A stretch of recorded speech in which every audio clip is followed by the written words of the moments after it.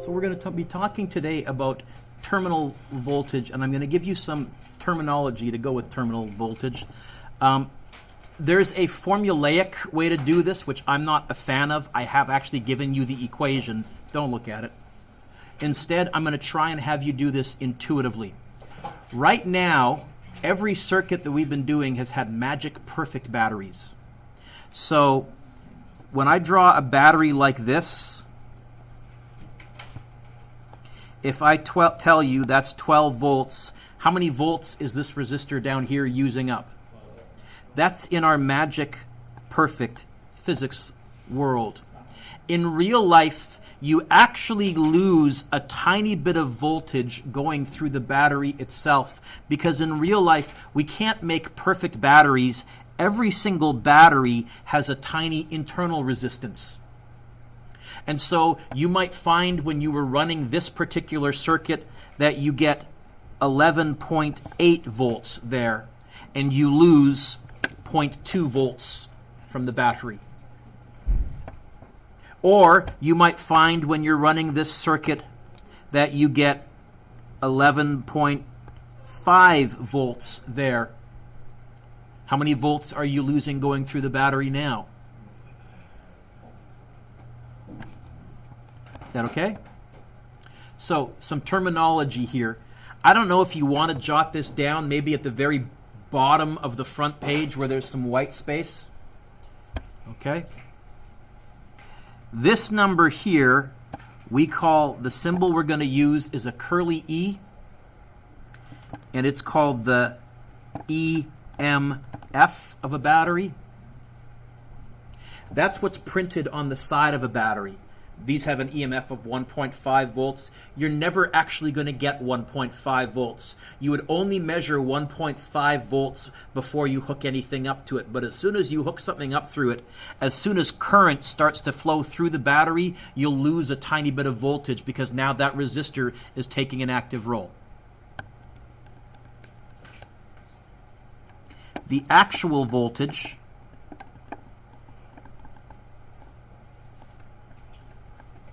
and the phrase we're going to use, we're going to call it the terminal voltage because it's the voltage you get between the battery terminals, is going to be the EMF minus the loss inside the battery.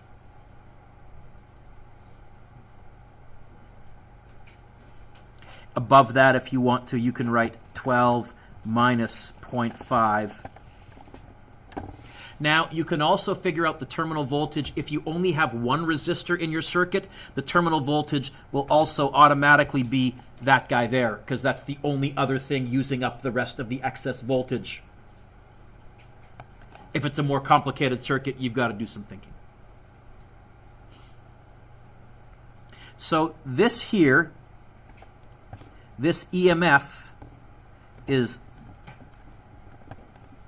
it doesn't change. It's what's printed on the side of your battery. When you plug this battery into a different circuit, the 1.5 ink writing on the side doesn't magically change. Your EMF is constant. That's the chemical reaction. Terminal voltage, it depends. If I put a different resistor right here, now I might only be getting 11.4 volts and be losing 0.6 volts. And we talk about how you can figure out what you're losing in just a second. Okay? So EMF is your maximum theoretical voltage. Often what they'll do to show you that that little resistor is inside the battery is they'll often put a box like that. In fact, if you look at the ultimate review, you don't need to get it out. I'll get it out right now for Physics 12. Suddenly, a lot of the circuit diagrams. By the way, at the end of today, you'll be able to do every question in the ultimate review. So if you look at the ultimate review, you'll suddenly see, if I scroll, oh, there. That little resistor there, that's the internal resistor of the battery. This is the EMF of 6 volts. I'm not actually getting 6 volts. The terminal voltage would be 6, take away whatever I lose going through there. What do I lose going through there? Oh, V equals what times what? Whatever I lose going through there is going to be whatever the total current is. Have I mentioned that if I find the total current, the question falls apart? The total current times whatever the resistor is there, so we can calculate it. Let's go to the lesson then. Terminal voltage. Terminal voltage is the actual voltage you get between the ends of the battery. The ends of the battery are called terminals. And a cell, in real life, now we're being a bit more accurate, and soon, Nate, I'll answer the question that I posed about rechargeable batteries. A cell contributes some resistance. This is called the internal resistance. So here's a picture of a battery. In real life, in the circuit diagram, I would have an internal resistor. We typically use a lowercase r because we'd like that internal resistor to be tiny. Otherwise, the battery would get really hot because of high resistance, high current, using up a lot of the voltage.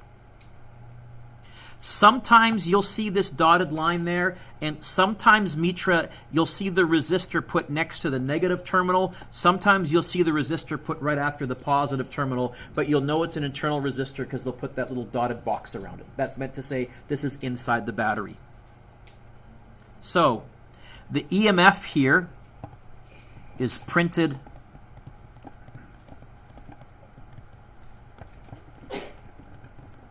on the battery, and it is the maximum theoretical voltage.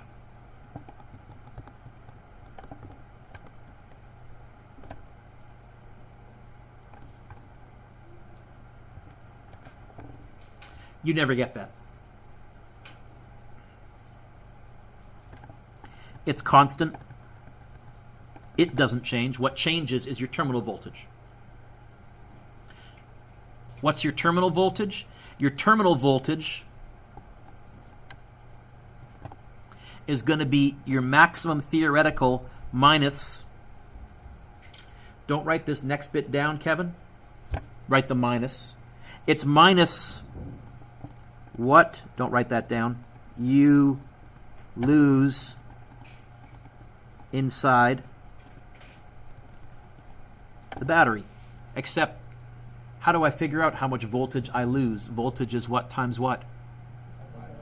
You know what? It's going to be minus I total times little r. Except I'll leave off the total because there's a T there for terminal and it gets confusing. I know if I'm going through the battery that is total voltage.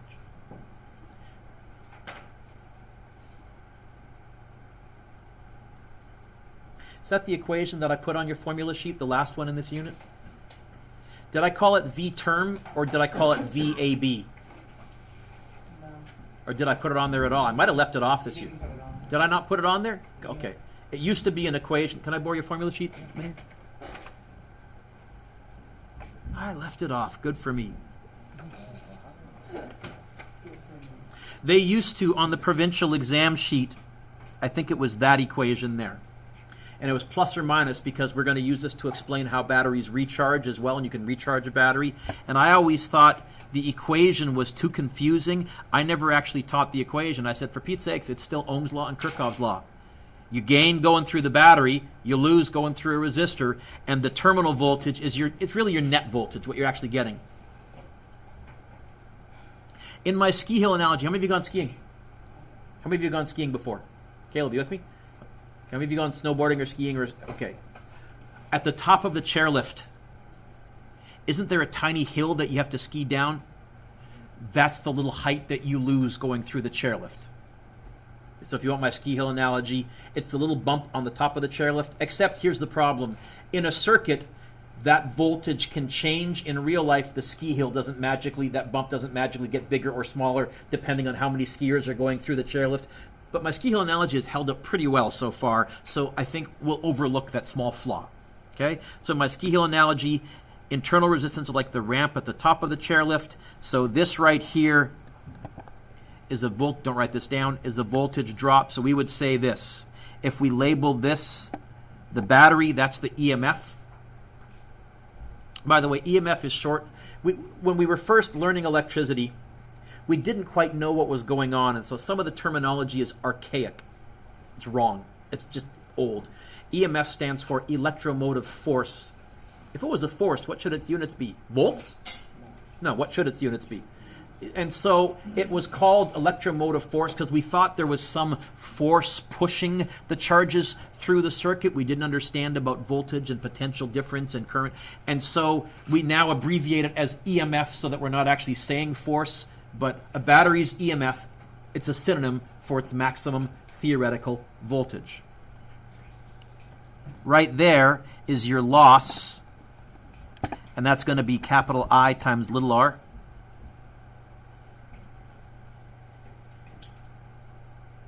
And so the actual height of the mountain right here is going to be the EMF minus that little loss.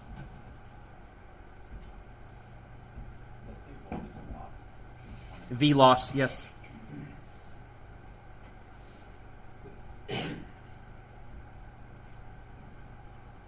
So the terminal voltage would be that height right there. And if you only have one resistor, it's going to be your one resistor, but we're going to be doing stuff more complicated than that. What I'm typically going to say is, oh, the EMF is going to be, the terminal voltage is the EMF minus the little I times, I'll just calculate it.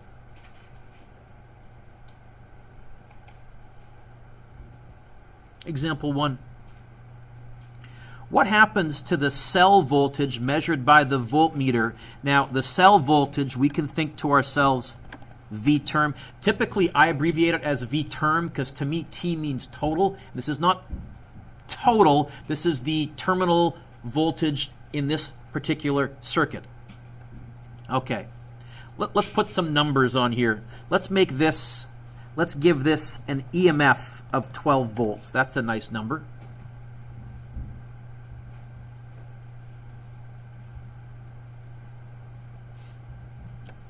And let's pretend that inside here, if you want to draw that, if you can see it, draw it there. If not, draw it right here. This is the little r, and I'll put internal here. Let's make it 0.5 ohms.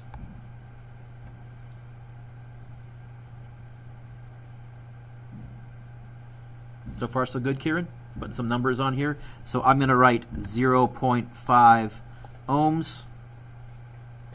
And let's make this the middle resistor here, let's make it 2.5 ohms.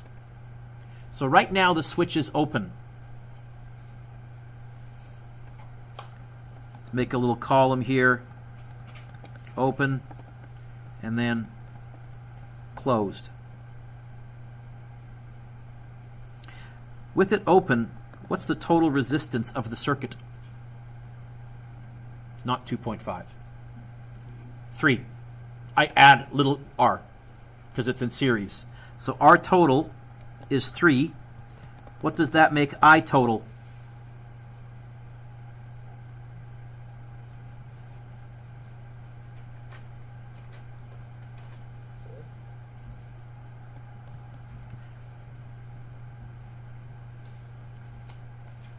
So what does that make I times little r? You're right. 2. So what's the terminal voltage while it's open? V-term, Mr. Dewick.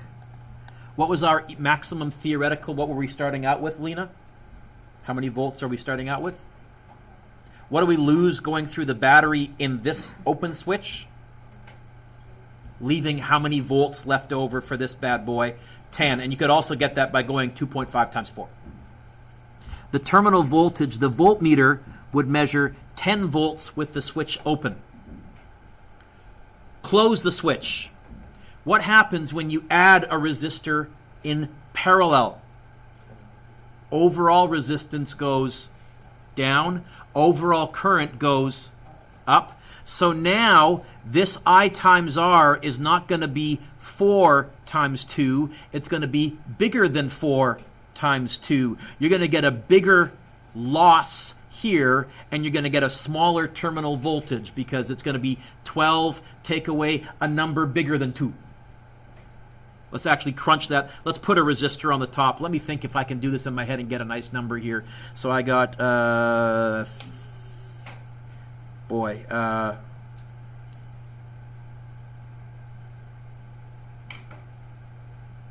Sure, let's try this. Let's make this top one a 2.5 ohm resistor as well.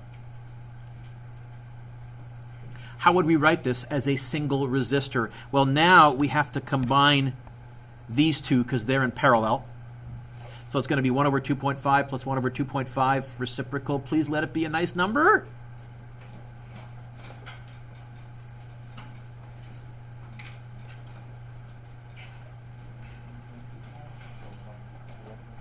.25, so not hideous. So our parallel is 1.25. So what's our total?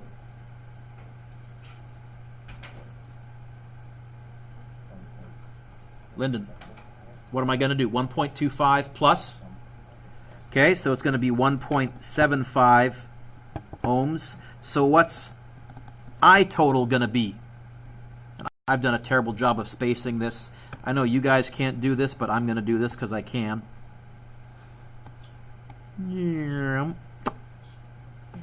Sorry.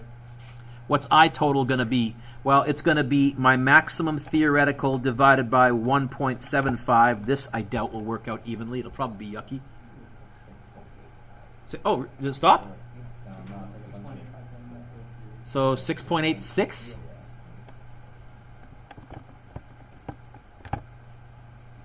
And so what's I times little r going to be? It's going to be 6.86 times 0.5. We're going to lose 3.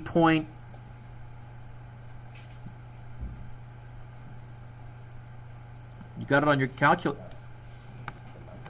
It's going to be that number, right, times 0.5. What is that number times 0.5? 3.43 blah, blah, blah, blah. Well, no. You have the answer. That's rounded off. You're using your answer button. You told me it was 6.85 blah, blah, blah, blah. Wow, have I taught you nothing? This is what I can divide that by 2. 6.86 divided by 2 is 3.43. I was looking for you to go on your calculator, my friend. Ish. Amps-ish. So, Lena, you told us here V terminal was 10 volts, 12 minus 2. On the right-hand side, V terminal is going to be 12 minus 3.43. We're getting less voltage from the battery. We're using more voltage up going through the battery. On your calculator or in your head, I don't even care anymore. What's 12 minus 3.43? Probably 8.57?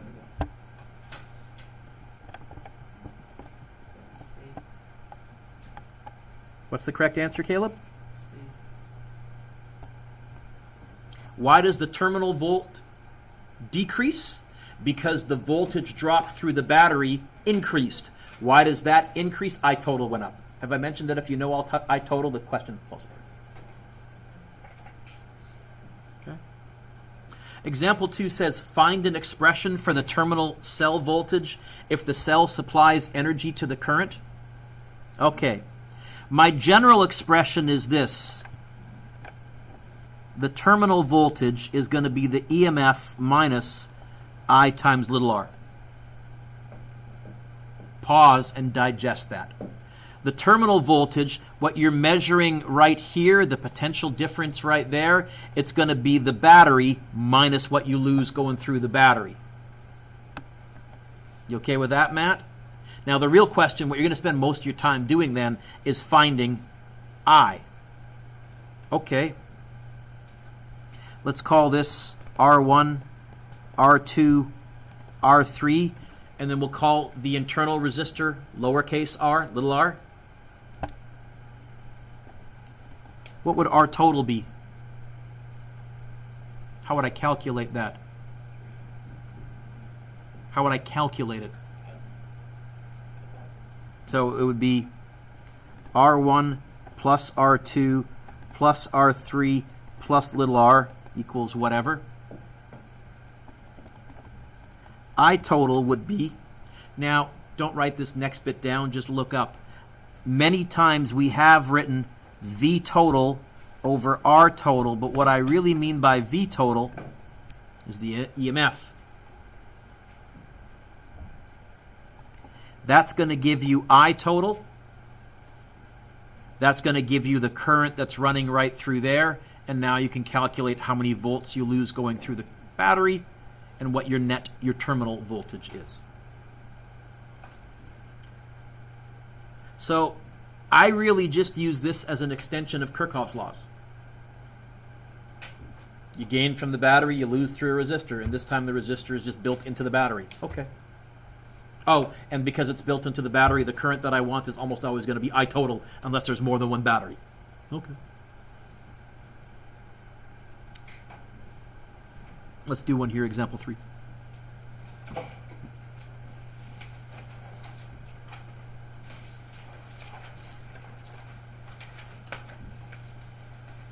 Sarah, what does example 3 want me to find? Which is going to be 20 minus what I lose there. The terminal voltage is going to be 20 minus what I lose inside there. And that's how I would write it right away. There's my goal.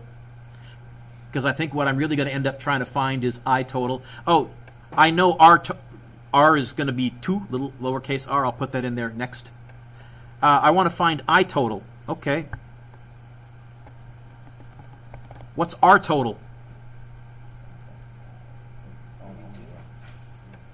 32. Why can I add those two together? Because those two are in series. Okay.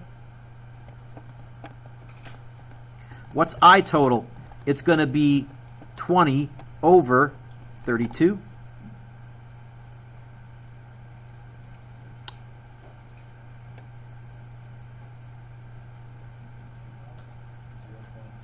.625, and I won't round off if I don't have to. Or if I did round off, I would keep this number on my calculator and use my answer button like I've been taught since Physics 11 every day. So that's going to go here. The terminal voltage. So before you turn anything on, a voltmeter would read 20 volts. As soon as you turn this 30 ohm resistor on, now it's going to be 0.625 times 2. How many volts are you going to read now?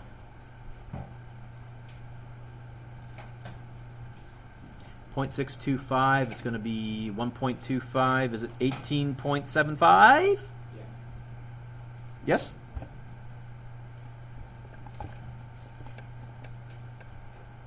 Yeah. I have a question. So, like, since you add them in series and add these two resistors, yep. in series, but why in the previous page? Because those top two were in parallel. But I'm just wondering because since the battery's in parallel too, you still add it in series. This top one here, if I drew the proper circuit diagram, would look like this. Let me get this right, Mr. Dewitt. Going to the right. Battery, internal resistor. Once we close the switch, we have two resistors in parallel. So I'd have to combine those two first as one, and then once I got that new one, which ended up being whatever, then I added it to that one. In other words, I turned this one into this one. That's going to be our strategy most of the time.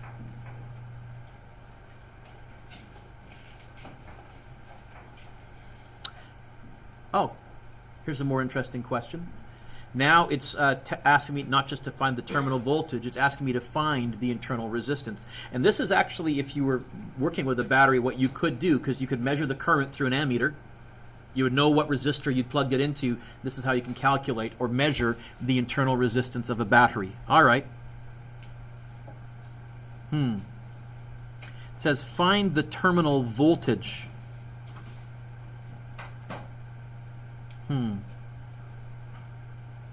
Well, let's label downhill.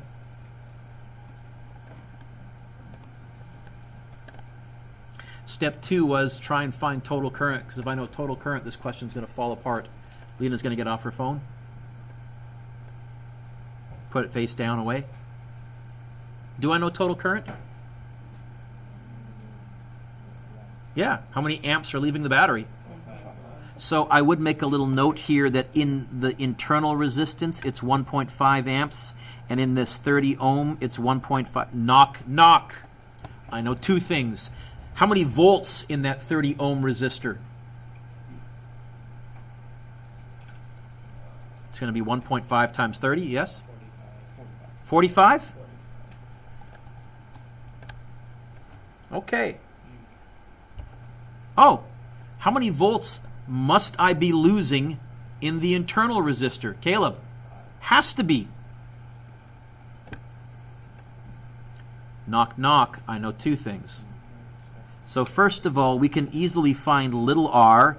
V equals I times R. It's going to be V over I. How many volts inside that internal resistor? 5. How many amps inside that internal resistor? 1.5. What's 5 divided by 1.5? 3.3. 3.3 repeating. And what's my terminal voltage? How many volts am I getting from the battery maximum theoretical EMF? 50. How many do I lose traveling through the battery? 5. What's my terminal voltage then, everybody? And I also could have cleverly got it, since that's the only external resistor, that has to use up all the voltage. That is also my terminal voltage, but it only works for a very simple circuit when you only have one external resistor.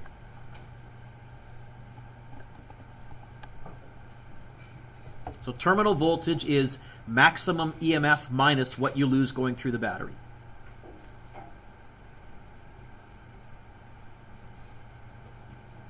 What if we want to use this to recharge the battery? What's the expression for the terminal voltage here? Well, now the current is going in the opposite direction. So we would have this.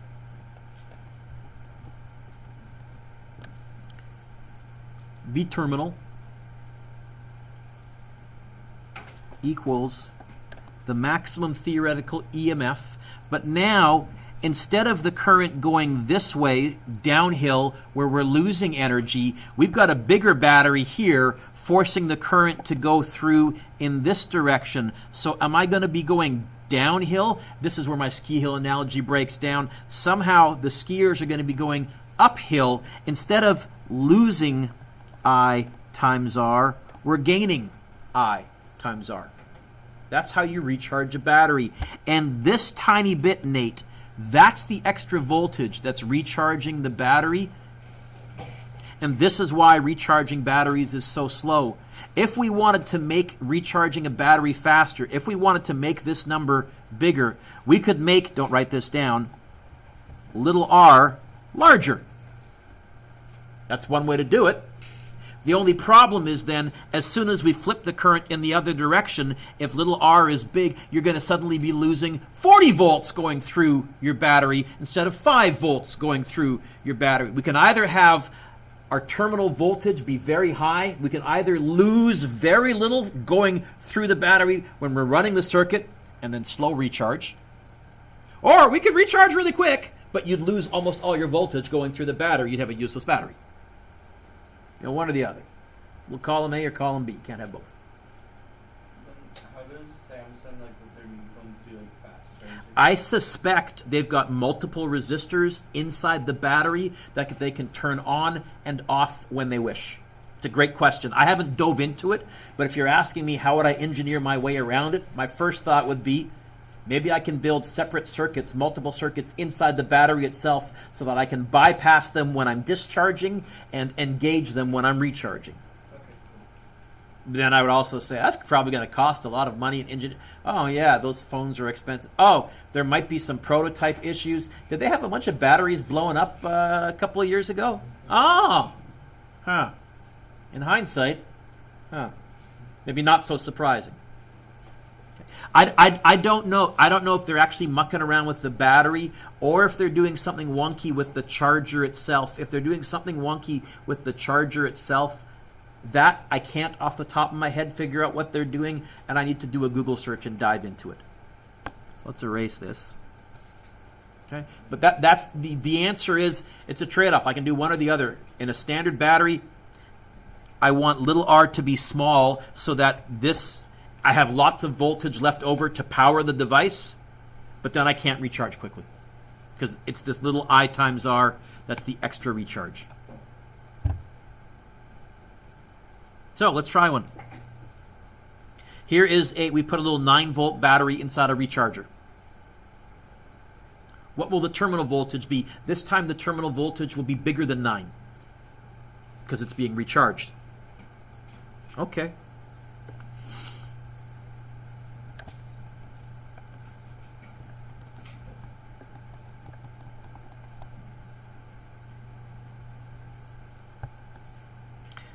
The EMF, 9, yeah, 9, plus the internal resistor is 1. I need to figure out total current. Well, what's the total resistance of this? Now you're also, by the way, seeing why almost every recharger that you put the batteries in, if it's like the external rechargeables, they'll have a light or something. They want a small also external resistor as well. You want that too. What's the total resistance here? Is it 11? What's the total voltage? I'll give you a hint. Not 30 and not 9.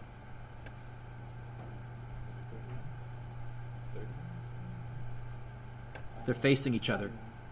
If they were in the same direction in series, I would say 39. They're facing each other. What did we say last day? If they're facing each other, 21.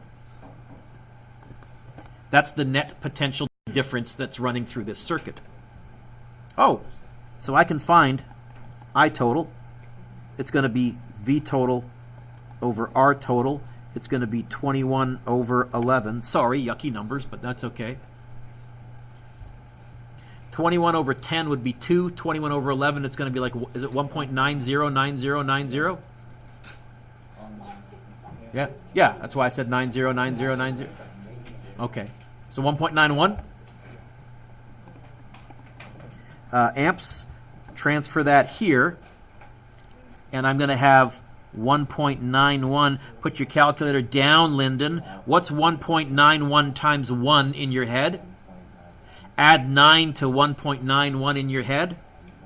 So the terminal voltage that you would read across this battery would be 10.9 volts, and it's that extra 1.9 volts above the 9. That's what's doing the recharging. If I wanted to make this number bigger, I could make R larger, but then when I reverse the battery, that means I lose way more going through the battery. Right now, with chemical batteries, that's the bind. You can do one or the other.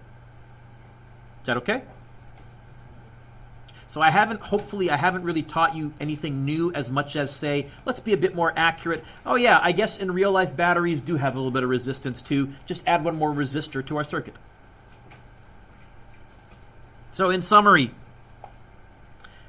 if the cell is supplying energy, if we are not recharging the battery, if we are discharging the battery, we said it was the EMF minus I times R. But, I mean, you can add that to your blue sheet if you want. I'm arguing it's a natural extension of everything that I've taught you. What you need to know is the terminology, no pun intended, what I mean by V terminal. Oh, I mean EMF minus what you lose. What I mean by EMF, oh, that's going to be terminal plus what you lose. Maximum theoretical. You need to know which one is constant. EMF doesn't change. That's what's printed on the side of the battery. Which one changes? Your terminal voltage changes, because your terminal voltage all depends upon how big these external resistors are. If I put a different resistor there, that would give me a different current there. That would give me a different... back here. If the cell is being recharged, I guess it's the maximum theoretical plus. There are some questions about recharging batteries in your homework. I think there's one in the ultimate review. I will not be asking recharging on tests. I'm purely doing this also because I think it's interesting and because you may have wondered, what's the deal? Why does it take so long to recharge batteries? I can fill up my gas tank really quick. Why can't batteries work the same way? Now, we are working on completely different types of battery technology to see if we can do that. If we can get, for example, recharging an electric car down to about 15 minutes, then that's not much longer than it takes to fill it up with gas. That would be a big breakthrough. What's your homework? Number 1. Number 2. Your hint for number 2 is to DULP. So 4 1.5 volt cells connected in series. Each one has an internal resistor. 3 is good. 4 is good. For a lot of these, I would draw the circuit out. I would DULP.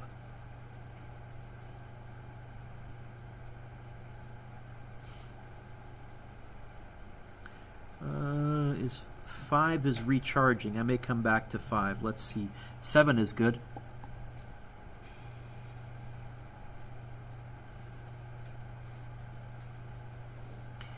Eight is good.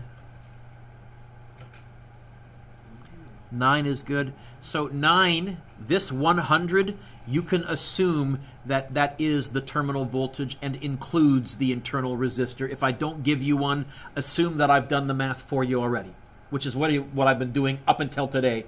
Every battery that I've given you, actually, we were losing a little bit going through the battery, but the number that I gave you took that into account. Okay. 10 is good. Oh, 11 is easy peasy. 3 amps, 3 amps, 3 amps, the knock knock. Oh, geez. Yeah, easy peasy. I'll skip 5. It was or whichever one that I said earlier. It's that I was going to come back to. I think I said I was thinking about number 5. It's being recharged, but yeah.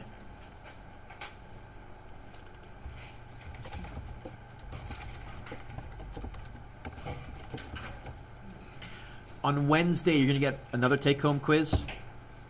Not starting anything new on Wednesday. It's also going to be start working away on the ultimate review. And also, a lot of you still owe me a lot of these questions. You'll find when you get good at these, you want to reach the point where even something like, say, 10, which has got some teeth to it, it's more, oh, I'll combine those, I'll combine those, I'll combine those, I'll combine those, I'll combine those. Like, it should take you about 60 seconds or less, to be frank. That's your goal, to get to the point where these are nice little brain teasers, but the dominoes fall into place almost as fast as you can think.